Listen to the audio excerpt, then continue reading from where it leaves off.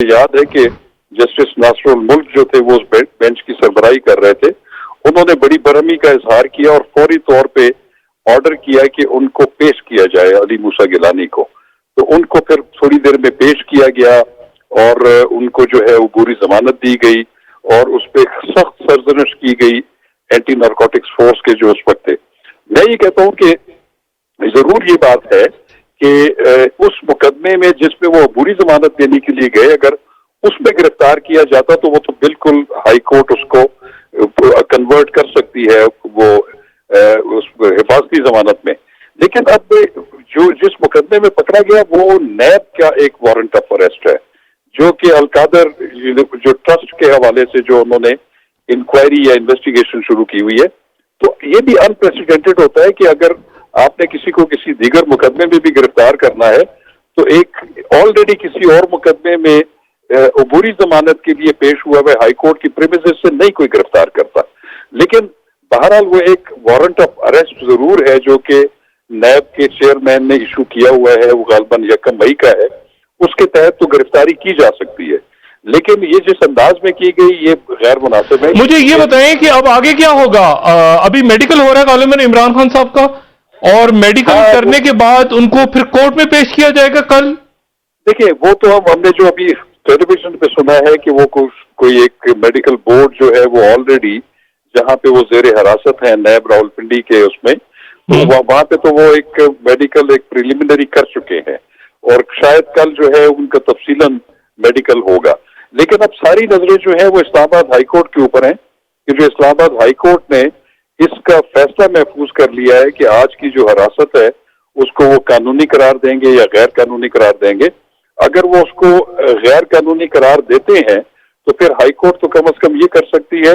कि उनकी हिरासत को उनको तलब कर सकती है अपने पास कि उनको पेश किया जाए, और उस पर वो एक हुक्म जारी कर सकते हैं कि इनको नैब के जिस वारंट के तहत गिरफ्तार किया गया है उसमें उनको हिफाजती जमानत कुछ दिनों के लिए दे दी जाए ताकि वो इस दौरान जो है वो रुजू कर सके अकाउंटेबिलिटी कोर्ट रावलपिंडी इस्लामाबाद में। और अगर ऐसा नहीं करती अदालत तो दूसरी सूरत में फिर नैब उनको नैब कोर्ट में पेश करेगी कल। फिर तो डेफिनेटली अगर नहीं करती तो फिर तो वो चूंकि अरेस्ट है तो 24 घंटे तो वो अपने पास रख सकते हैं, फिर उसके बाद अकाउंटेबिलिटी कोर्ट में पेश करना पड़ता है और वहां पे वो उनका ज्यादा से ज्यादा 14 दिन का जो है फिजिकल रिमांड ले सकते हैं। तो पहले तो आपने देखा है कि नैब के जब तरामीम नहीं हुई थी जून में 2022 में, उस वक्त तक तो 90 दिन का रिमांड हो सकता था नैब के पास। लेकिन ये जो इसमें तरामीम की गई जो कि अभी सुप्रीम कोर्ट ने उनकी वायरिस को भी चैलेंज किया हुआ है, तो उसमें उन्होंने 90 दिन को कम करके ज्यादा से ज्यादा जो जिस्मानी रिमांड है उसको 14 दिन कर दिया। अच्छा, मैं आपकी तरफ भी आता हूं शखावत साहब दोबारा, क्योंकि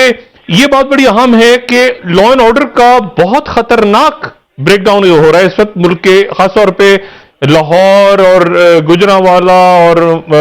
रावलपिंडी और ये जो घिराव जलाओ और तोड़फोड़ हो रही है, काफी अजीब सी सूरत हाल बनी हुई है। और कराची से खबर आ रही है कि अली जैदी साहब को जो तहरीक इंसाफ के सदर हैं सिंध के, उनको गिरफ्तार किए। तो मैं आपसे जरा लीगल ऑप्शंस पूछता हूं कि लीगल ऑप्शंस क्या बनते हैं लॉ एंड ऑर्डर के हवाले से। और इंटरनेट कहा जा रहा है कि मुल्क में शायद तमाम मुल्क में बंद हो जाए, लाहौर के कई इलाकों में बंद हो गए। इमरान अहमद साहब ये बताएं कि एक तो मुझे बताएं कराची और सिंध के मजमूई हालात क्या हैं, और फिर कैसे देखा जा रहा है वहां पे ये जो कुछ सारे मुल्क में और इस्लामाबाद में आज हुआ है। जी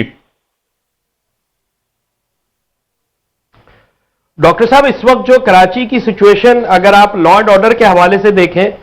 तो शाराए फैसल पे, जहां पे नर्सरी के मुकाम पे जो कहलाता है मशहूर इलाका है नर्सरी, वहां से लेके और एफटीसी तकरीबन 1.5-2 किलोमीटर का ये फासला है। इसके दरमियान में सिचुएशन जरा खराब है, जिसकी वजह से जो वजह बनी है, जिसकी वजह प्रोटेस्ट है, पीटीआई के वर्कर्स का प्रोटेस्ट है जो आज शाम इमरान खान की गिरफ्तारी के बाद शुरू हुआ। उसमें आफ्ताब सिद्दीकी साहब आगे आगे थे, खुर्रम शेर जमान आगे आगे थे, फिर थोड़े से वक्त के लिए ज्वाइन किया अलीम आदिल शेख वगैरह ने। तो वहां पे ये थोड़ी सी बैठक से शुरू हुआ, धरने से शुरू हुआ, फिर पथराव पे आया, फिर जलाओ घेराव पे आया, फिर इन्होंने जो इमलाक थी सरकारी اس میں 2 سیوریج سکشن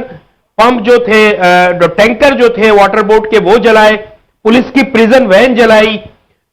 اور ایک گاڑی جلائی، متعدد موٹر سائیکلیں جلا دی، ٹریفک پولیس چوکی جلا دی، نرسری پر ایک رینجرز کی خالی